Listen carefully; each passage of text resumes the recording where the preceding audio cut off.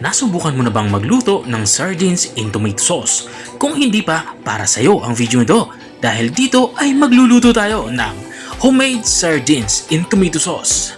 Simulan na natin ang ating pagluluto. Mayroon nga tayo ditong isdang tamban. Bali, tinanggalan ko na ito ng hasang at bituka. Gagawin natin dito ay tatanggalin natin itong ulo saka itong parting buntot. Kumuha nga ako dito ng kutsilyo at puputulin na natin itong ulo at dito naman sa buntot. At kapag naputol na natin ito, magiging ganito na itsura niya. Itatabi na natin ito. At gagawin natin yung ganitong proseso sa lahat ng isdang tamban na ating lulutuin. Katulad ng ginagawa ko. Importante din na matalas yung gagamitin yung kutsilyo para hindi madurog yung isdang tamban na inyong lulutuin. At matapos kung matanggalan ng ulo at saka buntot ay itatabi muna natin to. Kumuha nga ako dito ng malinis na lagayan at maglalagay ako dito ng tubig. Bali, 2 baso nga ng tubig ang aking inilalagay dito. Patapos kung malagyan ng tubig, lalagyan din natin ito ng asin. 2 kutsarang asin nga yung aking hinahalo dito. Tutunawin lang natin ito gamit itong ating kutsara. At matapos natin matunaw yung ating inilagay na asin, ay ilalagay na din natin itong ating mga isdang tambang lulutuin. Ang tawag sa ganitong proseso ay brining. Dito ay pinapalabas natin yung mga dugo-dugo na nagagaling dito sa ating isdang tamban. At ibabrine natin mga kalahating oras. At habang binabrine natin yung ating isdang tamban, ay kumuha na ako dito ng pressure cooker. Pinainit ko to at naglagay na din ako ng mantika. At kapag uminit ng mantika ay nilagyan ko na ito ng bawang. Bali, yung bawang ay pinitpit ko lang at saka hindi ako ng maliliit. Naglagay na din ako dito ng pulang sibuyas. Pero kung wala kayong sibuyas ay okay lang naman puting sibuyas. At maglalagay na din ako dito ng kamatis. Bali, sa kamatis naman ay hiniwa ko lang dito ng maliliit saka maninipis din. At iginisa ko nga to at kapag ganito na itsura niya, lumambot na itong ating mga panggisang sangkap ay maglalagay na din tayo dito ng tomato paste.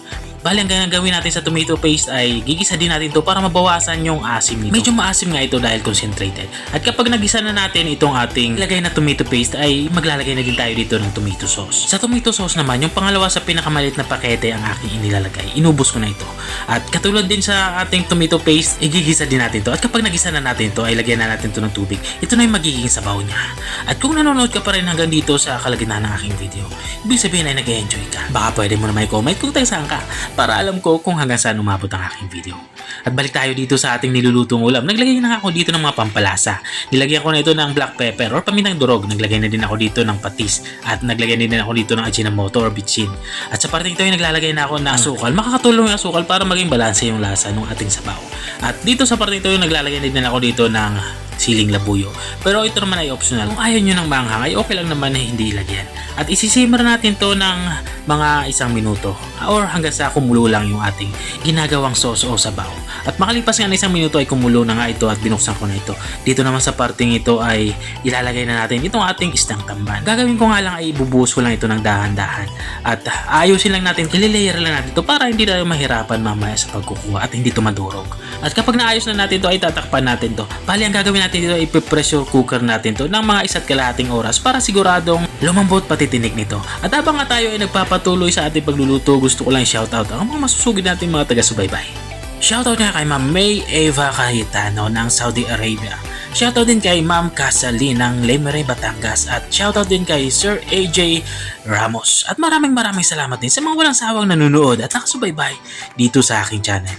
Balik nga tayo dito sa ating nilulutong ulam. Dito nga sa parte nito ay natapos na yung 1.5 oras na pagpipressure cook dito sa ating nilulutong ulam. At ito na nga yung ating homemade sardines and tomato sauce. Kung nakarating ka hanggang dito sa dulo ng aking video, maraming salamat sa panunood. At kung nagustuhan mo naman yung bago nating recipe binahagi, baka pwede mo naman itong i-share. O siya, hanggang dito na lang ako. Kita-kita ulit sa mga susunod kong mga videos. Paalam! Bye-bye!